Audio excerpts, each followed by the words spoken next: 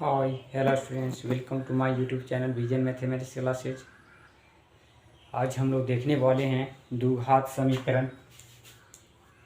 और देखने से पहले आप लोग से मेरा रिक्वेस्ट है कि मेरे चैनल विजन मैथमेटिक्स क्लासेज को सब्सक्राइब करें, लाइक करें, शेयर करें, ताकि सबसे लेटेस्ट वीडियो आप तक जल्द से जल्द पहुंच पाए। तो हम लोग आज देखने वाले हैं द्विघात समीकरण। द्वि का मतलब होता है दो, और घात तो घात ही होता। तो द्विघात समीकरण का परिभाषा हम लोग इस तरह से दे सकते हैं। यदि किसी समीकरण में चर पद मतलब x, इसको चर पद बोलते हैं, चर पद बोलते हैं। यदि किसी समीकरण में चर पद का अधिकतम घात यदि 2 हो तो उसे द्विघात समीकरण कहते हैं, और यहाँ से इसका व्यापक रूप होता है,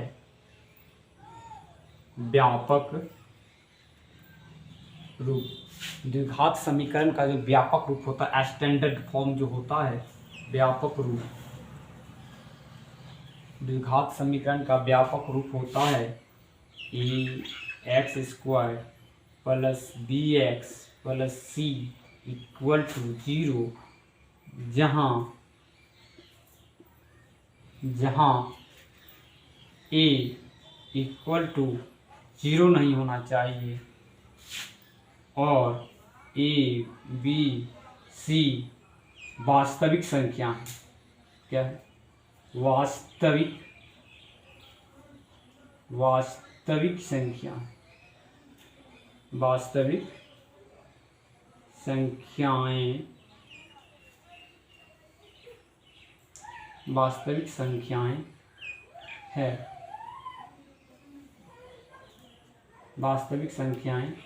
है।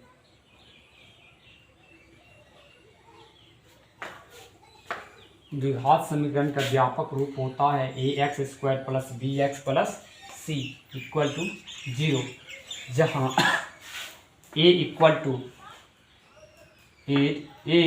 डज नॉट इक्वल टू 0, यानी a के बराबर 0 नहीं होना चाहिए। x² का जो गुणांक है, ये जो गुणांक है x² का, ये वाला टर्म 0 नहीं होना चाहिए।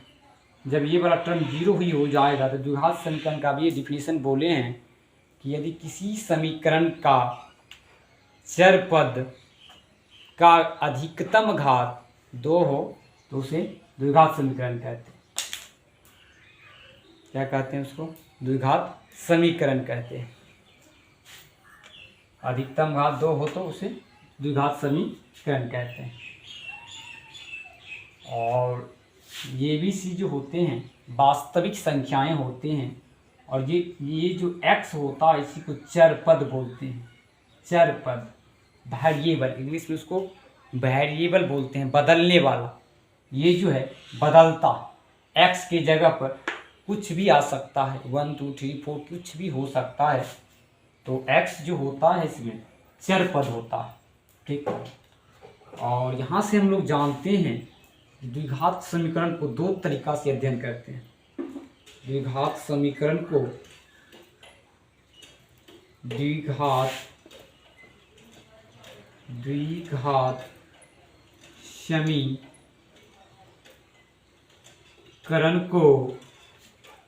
द्विघात समीकरण को दो भागों में बांटा गया,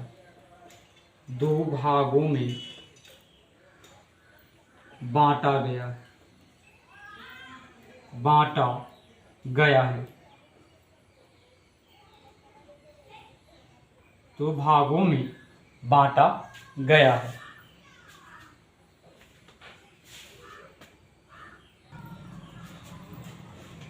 दो भागों में बांटा गया है। यहाँ से हम लोग देखते हैं पहला जो होता है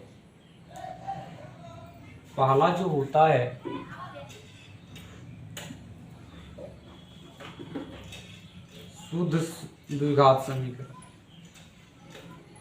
पहले अशुद्ध कर लेते हैं। पहला जो होता है अशुद्ध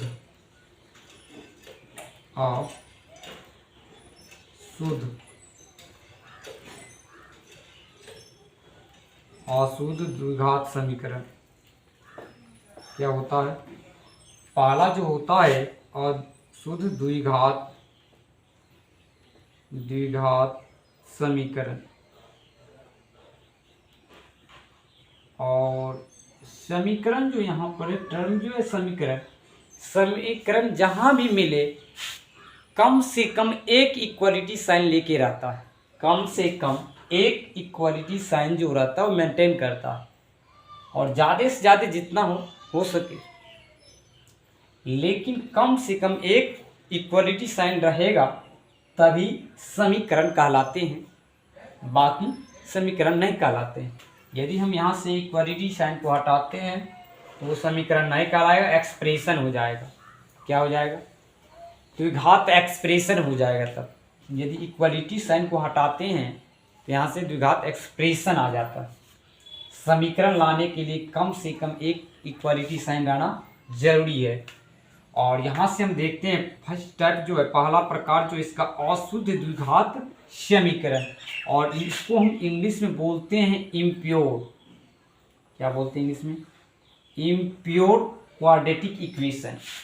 impure quadratic equation, impure quadratic equation, impure quadratic equation बोलते हैं। क्या बोलते हैं? इम्प्योर क्वाड्रेटिक इक्वेशन बोलते हैं। और सेकंड जो होता है शुद्ध द्विघात समीकरण होते हैं, शुद्ध होते हैं।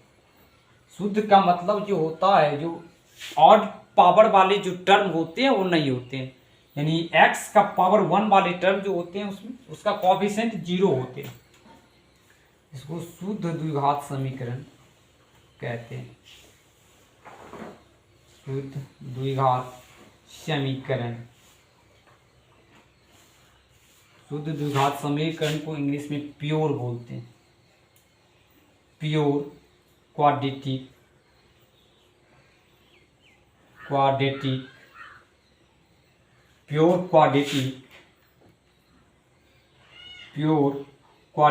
इक्वेशन कहलाते हैं। प्योर क्वाड्रेटिक इक्वेशन होते हैं।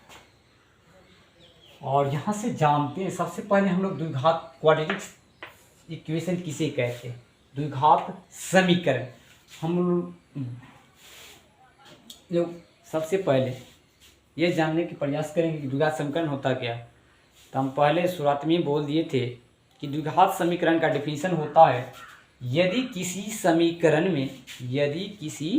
समीकरण में चर पद यानी x का अधिकतम घात 2 हो तो उसे हम द्विघात समीकरण कहते हैं।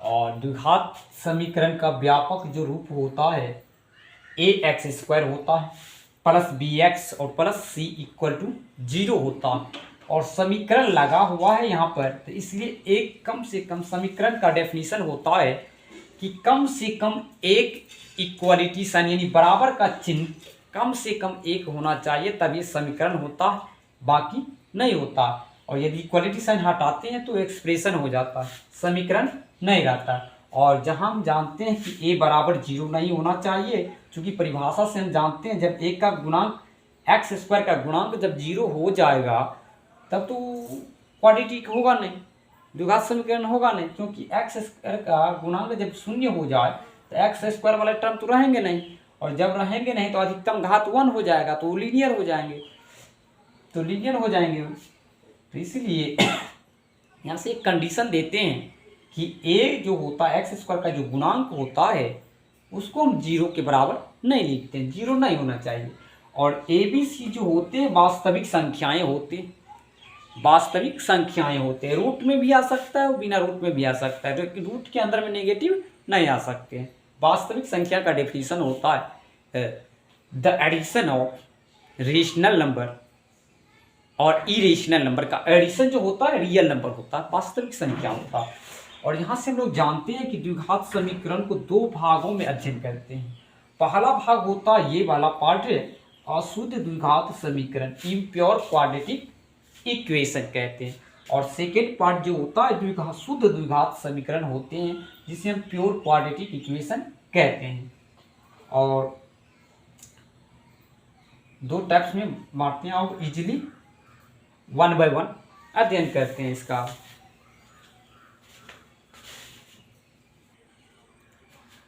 और हम देखते हैं फर्स्ट टाइप्स को, अशुद्ध द्विघात समीकरण।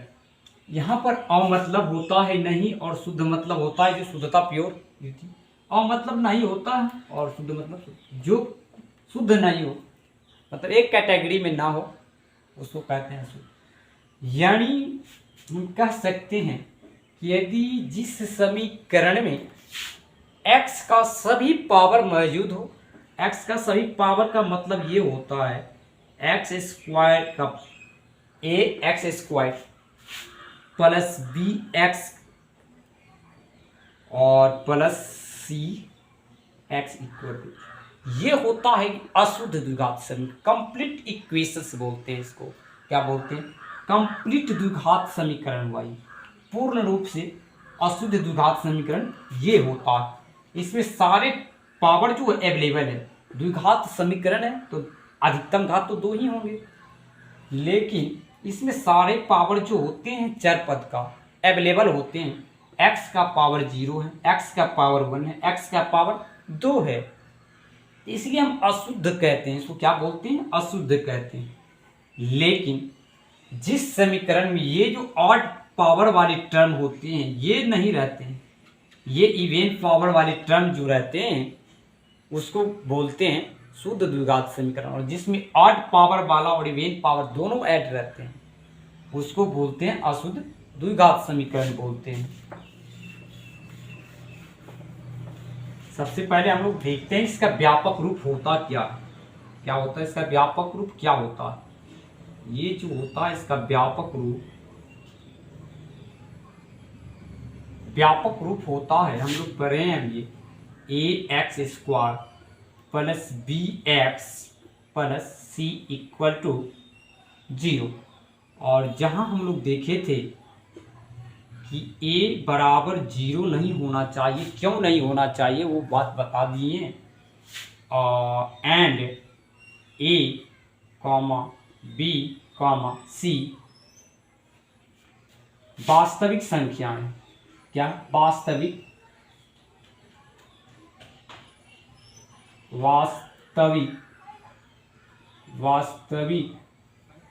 संख्याएं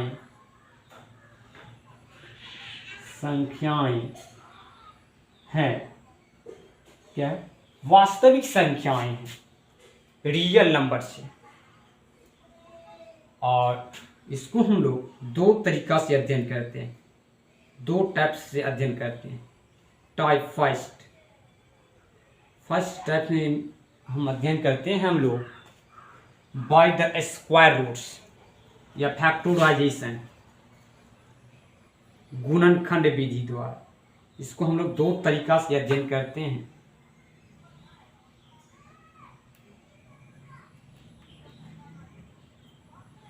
पहला स्टेप से हम लोग इसे दो तरीका से अध्ययन करते हैं। पहला टाइप से गुणनखंड विधि द्वारा, गुणनखंड विधि द्वारा, गुणनखंड विधि द्वारा। इसको इंग्लिश में हम लोग बोलते हैं बाय फैक्टराइजेशन। क्या बोलते हैं? फैक्टराइजेशन, बाय फैक्टराइजेशन, गुणनखंड विधि द्वारा, बाय फैक्टराइजेशन मेथड। क्या बोलते हैं? मेथड बाय फैक्टराइजेशन मेथड होता है। और दूसरा टाइप्स जो होते हैं ये होता है वर्गमूल विधि द्वारा, वर्ग पूरा करके। क्या होता? दूसरा टाइप्स जो होते हैं वर्ग पूरा करके, वर्ग पूरा करके। दूसरा टाइप्स जो होते हैं वर्ग पूरा करके, वर्ग पूरा पूर्ण वर्ग विधि द्वारा, इसको हम लिख सकते हैं सटीक लैंग्वेज में इसको लिख सकते हैं पूर्ण वर्ग विधि द्वारा। क्या लिख सकते हैं? पूर्ण वर्ग विधि द्वारा। क्या होता है? पूर्ण वर्ग विधि द्वारा। इसको लिखते हैं बाय परफेक्ट स्क्वायर मेथड। क्या होता है? Bye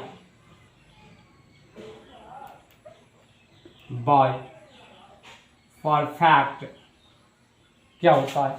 bye perfect square method. क्या होता है? बाय परफेक्ट स्क्वायर मेथड से हम लोग अध्ययन करते हैं, यानी अशुद्ध द्विघात समीकरण को, इम्प्योर क्वाड्रेटिक इक्वेशन को हम लोग अध्ययन करते हैं दो तरीका से अध्ययन करते हैं। पहला तरीका हो गया गुणनखंड विधि द्वारा किसी भी समीकरण को सॉल्व कर देते हैं, और दूसरा तरीका हुआ पूर्ण वर्ग विधि द्वारा सॉल्व करते हैं। तो लेटेस्ट में हम लोग देखते हैं फर्स्ट विधि। क्या देखते हैं? फर्स्ट विधि देखते हैं, गुणनखंड विधि देखते हैं। क्या देखते हैं? गुणनखंड विधि देखते हैं।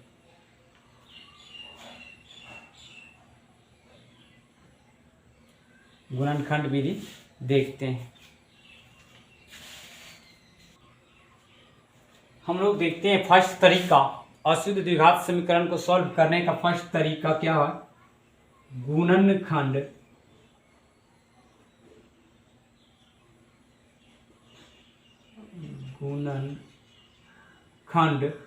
विधि द्वारा। गुणनखंड विधि द्वारा।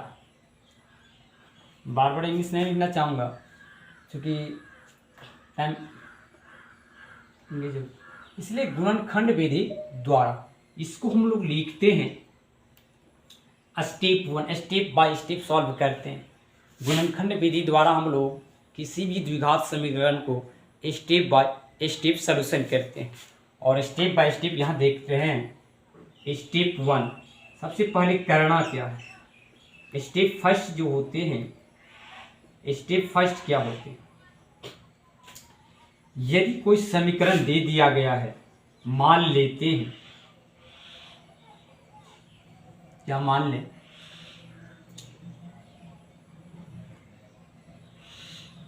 इन जनरल ही मान लेते हैं। क्या मान लें? हाँ, एग्जाम्पल में लेके चलते हैं। ये मान लिया जाए कि यहाँ पर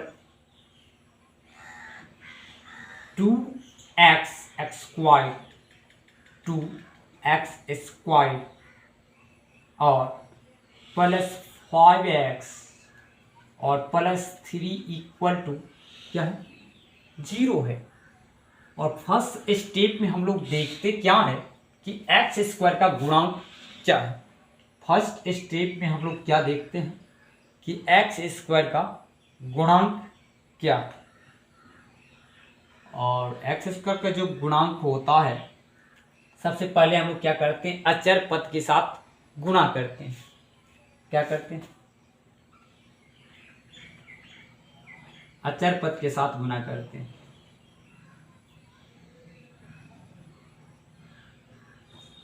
जनरली हमने गुणनखंड का वीडियो अपलोड कर चुके हैं। जैसे हम लोग गुणनखंड बनाते हैं ठीक उसी तरह से इसको भी बनाते सॉल्व करते हैं। और गुणनखंड बनाने का सबसे पहला तरीका ये है कि राइट साइड जो होता है द्विघात समीकरण बनाने से, राइट साइड वाले टर्म को गुणनखंड विधि में शून्य करना चाहिए। शून्य करने के बाद हम लोग देखते हैं कि एक्स स्क्वायर का गुणांक क्या, और एक्स स्क्वायर का गुणांक 2 है इसमें। तो पहला स्टेप होता है कि एक्स स्क्वायर गुणांक से अचर पद को गुणा करते हैं, और गुणा करने के बाद उसका फैक्टर निकालते हैं। पहले हम करते हैं यदि एक्स स्क्वायर का गुणांक,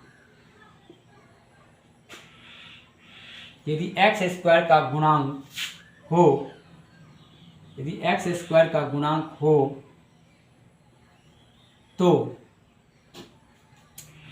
तो अचर पद में गुणा कर उसका संभावित गुणनखंड निकालते हैं। संभावित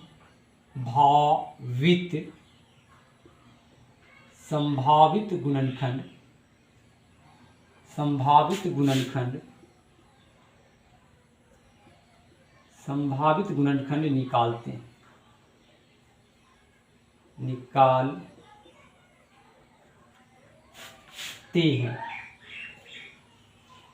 निकालते हैं संभावित गुणनखंड को निकालते हैं, है ना। यदि एक्स स्क्वायर का गुणांक हो तो अचर पद में गुणा कर उसका संभावित गुणनखंड निकालते हैं। और यहाँ से हम लोग देखते हैं 2x² लिखे, यहाँ पर 5x लिखे और यहाँ पर 3x बराबर 0 है। रफ काम करते हैं, ऐसा काम हम लोग करते हैं, रफ में करते हैं, ये है। और या क्या किए 2x² है, यहाँ पर 3 है, इसका गुणा किए। ये जो होता है गुणा करने से 6x² होता है। और हम लोग संभावित गुणनखंड जो निकालते हैं तो 6 का गुणनखंड संभावित गुणनखंड हो जाएगा 2 × 3, और x² का जो संभावित गुणनखंड होते हैं x × x होते हैं। क्या होते हैं? x × x होते हैं। अब हम लोग देखते हैं कि मध्य पद जो होता है, ये पद जो होता है पहला पद होते हैं। क्या होता है? पहला पद। ये जो होता है पहला पद होता है, ये मध्य पद होता है। ये जो होता है मध्य पद होता है, और ये जो होता है अचर पद होता है। इसी को अचर पद बोलते हैं। ऐसा काम हम इसलिए करते हैं ताकि मध्य पद इजीली मिल जाए। जब मध्य पद मिल जाता है तो समीकरण सॉल्व हो जाता है। और मध्य पद में 5x है, और 5x यहाँ पर इस तरीका से हम उसको शेयर करते हैं, x को, यहाँ पर 5x आ जाए। यहाँ पर जो x होते हैं उसको हम शेयर करते हैं, आपस में शेयर करके उसको 2 फैक्टर के रूप में लिखते हैं।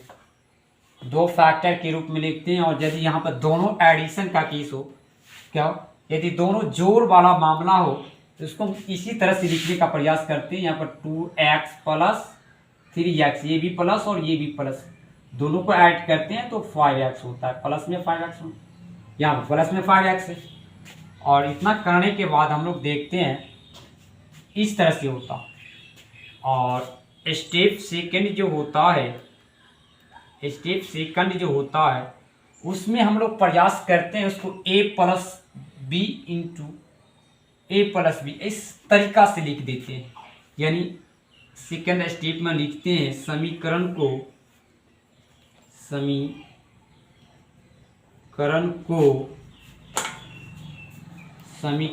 सेकेंड स्टेप में हम लोग क्या करते हैं, इतना करने के बाद हम लोग देखते हैं सेकंड स्टेप में समीकरण को बाएं साइड वाले पद, यानी बाएं साइड जो है, बायां पक्ष को क्या करते हैं, यहाँ पे लिख देते हैं कि बायां, क्या है, बायां, यहां से लिखिए बायां पक्ष। ये जो होता है बायां पक्ष को हम लोग x + α × x + बीटा के रूप में लिखते हैं। सेकंड स्टेप जो होता है गुणनखंड का, उसमें क्या करते हैं, बायां पक्ष को x + α और x + बीटा के रूप में ड्राइव करते हैं। और ड्राइव करने के बाद ड्राइव किए, बाएं पक्ष को x + α × x + बीटा के रूप में लिखें। तो बाएं तरफ लिख दे रहे हैं, यहाँ पर क्या हो जाएगा, हाँ, तो 2x² + 2x + 3x + 3 = 0। और यहाँ से हमारा प्रयास सेकेंड स्टेप का आता क्या है, इसको हम फैक्टर के रूप में लिखते हैं, x + α और x + बीटा के रूप में लिख दें। यहाँ से 2x को कॉमन लेते हैं। ऐसा करके मेरा वीडियो एक अपलोड है गुणनखंड का, 2x × x और +1, यहाँ से 3 कॉमन आ जाएगा और x+1 इक्वल टू 0। और यहाँ से हम लोग देखते हैं, कह रहा है कि फाइनली इस रूप में लिखना है, तो फाइनली हम लोग भी इसी रूप में लिख दे रहे हैं 2x+3 into x+1 equal to, जैसा सेकेंड स्टेप कहता है समीकरण को हम वहाँ तक ले जाते हैं। 2x+3 और x+1, यहाँ पे x प्लस अल्फा और x प्लस बीटा के रूप में डिराइव कर दिए। और स्टेप फोर्थ जो थर्ड स्टेप जो कहता है, प्रत्येक टर्म को हम शून्य के बराबर लिखते हैं। क्या करते हैं? प्रत्येक टर्म को शून्य के इक्वल में लिखते हैं।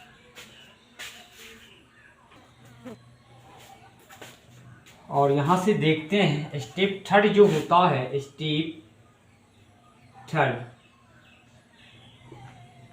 थर्ड जो होता है, स्टेप थर्ड में कहते हैं कि बायां पक्ष में जितना भी फैक्टर है, टर्म है, उसको 0 के बराबर में लिख देते हैं। बायां पक्ष के बायां पक्ष के सभी पद, बाएं पक्ष के प्रत्येक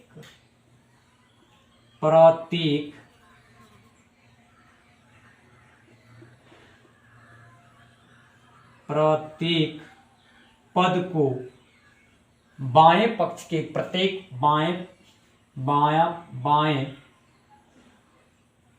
बाएं पक्ष के प्रत्येक पद को शून्य के बराबर लिखते हैं। क्या लिखते हैं?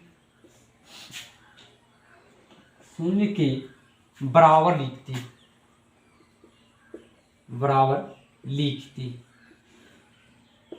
लिखते हैं, है ना। यहां से हम ये जो है लेफ्ट वाली टर्म, बायां पक्ष वाले जो पद है, उसको हम शून्य के बराबर लिखते हैं। एक बार 2x+3 इक्वल टू 0 लिखें, या x+1 इक्वल टू 0।